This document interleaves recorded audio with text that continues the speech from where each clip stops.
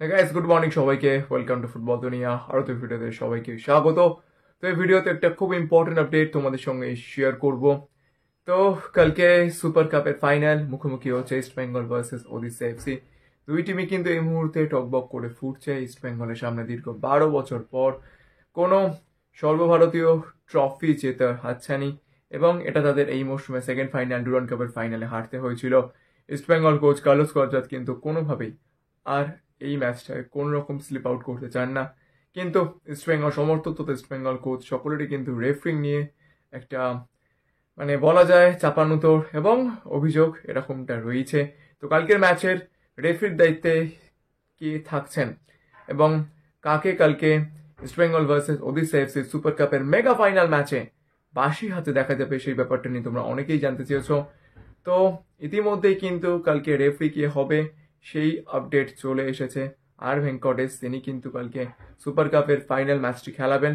শুধুমাত্র আর ভেঙ্কটেশ নন, তার পুরো লাইন্সম্যানের টিম এবং ফোর্থ রেফারির টিমই কিন্তু কালকে east Bengal versus Odisha FC ম্যাচে বাঁশি হাতে মাঠে থাকবেন এবং তারাই কিন্তু ম্যাচটা পরিচালনা করবেন। তো আশা করা যায় আর ভেঙ্কটেশ আগের মতো যেরকম একের পর এক ভুল তিনি ডুরান্ড কাপে করেছিলেন বা এসএল এ করেছিলেন, সেই রকম কোনো ভুল করবেন না। এবং তিনি ভালো রেফারি, সেটা নিয়ে কোনো ডাউট নেই, কিন্তু মাঝে মাঝে তার রেফারিং কোয়ালিটি ভীষণই পুয়ার হয়ে যায়।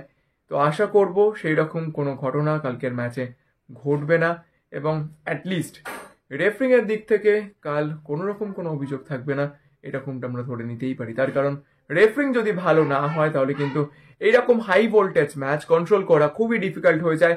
এবং সত্যি কথা বলতে গেলে দুটো টিমেরই এত প্রিপারেশন এবং তাদের নিজেদেরকে উজাড় করে দেওয়া মাঠে ট্রফিটা জেতার জন্য, সেই সবই কিন্তু ভ্যালুলেস হয়ে যায় যদি রেফারিং ঠিকঠাক না হয়।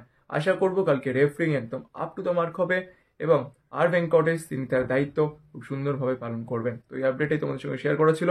যদি ভিডিওটা ভালো লাগে তাহলে লাইক করে দিয়ে, আর মনে করো আমার চ্যানেলকে সাবস্ক্রাইব করতে ভুলো না, কারণ সবসময় যেটা বলি তোমরা সাবস্ক্রাইব করলেই আরো ভালো ভিডিও বানানোর মোটিভেশন পাওয়া যায়। তো চলো এখন কোথায় এই পর্যন্ত দেখা হচ্ছে পরের ভিডিওতে।